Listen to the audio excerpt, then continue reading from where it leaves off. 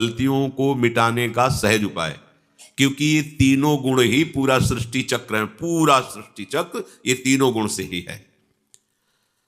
ये सात्विक, राजस और तामस भाव भगवान से ही होते हैं। भगवान ही से गुण प्रकट हुए। मान लो अगर तमोगुण है, हिंसा प्रवृत्ति है, भाई भगवान ही तो कर रहे हैं। बहुत सूक्ष्म विषय है ये। अब इसमें क्या होता है कि हमारी दृष्टि भगवान पे नहीं, गुणों पे है। समझना, जैसे सब रूपों में भगवान है। भगवान ने कहा मत्ता परतरम नान्यत किंचिदस्ति धनंजय। पर जब आप किसी को देखकर भोग वासना की वृत्ति ला रहे हैं तो वहां भगवान देख पा रहे हैं क्या?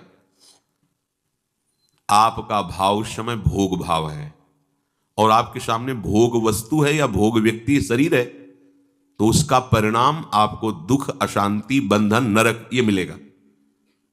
अगर उस पर भगवत भाव है तो भोग भाव कैसे टिकेगा? दो भाव एक साथ नहीं चलते। अगर भगवत भाव है तो भोग भाव नहीं है।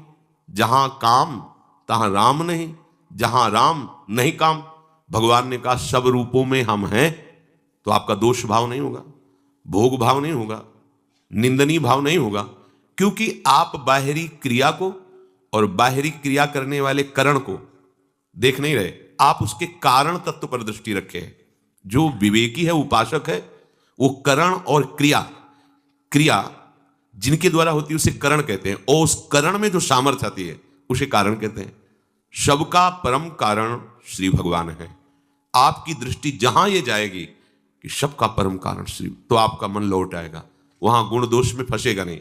जहां हम प्रभु को भूल करके व्यक्ति देखते हैं, वस्तु देखते हैं, पदार्थ देखते हैं, क्रिया देखते हैं, वहां हम किसी की निंदा कर बैठते हैं, किसी की स्तुति कर बैठते हैं, किसी से राग कर लेते हैं, किसी से द्वेष कर लेते हैं, किसी को अनुकूल मान लेते हैं, किसी को प्रतिकूल मान लेते हैं। यही हमारे जन्म मरण का कारण बनता है।